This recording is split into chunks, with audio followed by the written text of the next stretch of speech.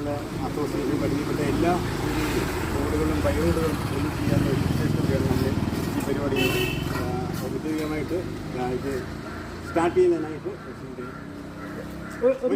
ഒരു മിനിറ്റ് നമ്മുടെ ഗാന്ധി ജയന്തി ദിനത്തോടനുബന്ധിച്ചുള്ള ഈ പരിപാടി രാജ്യമെമ്പാടും ആഘോഷിക്കുകയാണ് അല്ലെങ്കിൽ ആചരിക്കുകയാണ്.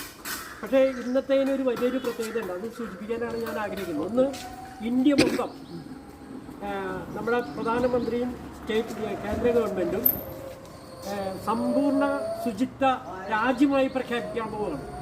സമ്പൂർണ്ണ രാജ്യ മാലിന്യമുക്തമായിട്ട് പ്രഖ്യാപിക്കാൻ പോവുകയാണ്. അതിൻ്റെ ഉദ്ഘാടനം ഇന്നിപ്പോൾ ഡൽഹിയിൽ നടന്നുകൊണ്ടിരിക്കുകയാണ്.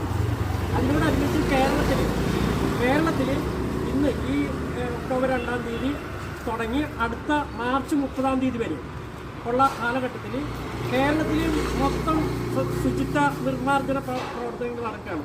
മാർച്ച് 30-ാം തീയതി ആകുമ്പോഴേക്കും സീറോ മാലിന്യങ്ങളായി കേരളത്തെ പ്രഖ്യാപിക്കാനുള്ള പ്രവർത്തനങ്ങൾ ഇന്ന് കൊല്ലത്ത് ഇപ്പോൾ മുഖ്യമന്ത്രി ഉദ്ഘാടനം ചെയ്തുകൊണ്ടിരിക്കുകയാണ്. അപ്പോൾ ഒരു സാമൂഹ്യ ബാധ്യതയാണ് നമ്മളുടെ എല്ലാം. മാലിന്യങ്ങൾ നമ്മൾ തന്നെയാണ് എല്ലാവരും ഉണ്ടാക്കുന്നത്.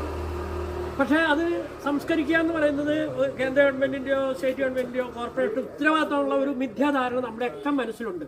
മാലിന്യങ്ങൾ ആരുണ്ടാക്കുന്നോ അത് അവർ തന്നെ നിർമ്മാർജ്ജനം ചെയ്യാനുള്ള ബാധ്യത നമുക്കുണ്ട് എന്നുള്ളൊരു നിയമം പോലും പാസ്സാക്കിയിട്ടുണ്ട്. അവിടെയാണ് നമ്മളെ ഈ പ്രത്യേകത. നമ്മൾ എല്ലാ അസോസിയേഷനുകൾക്കും ക്ലബ്ബുകൾക്കൊക്കെ മാതൃകയായി നമ്മൾ വർഷങ്ങൾക്ക് മുമ്പ് ഇത് ചെയ്തിട്ടുള്ളതാണ്. മാതൃകയായി സീമന്മാരുടെ ഈ പഠനത്തെ ഞാൻ ശ്ലാഘിക്കുകയാണ്.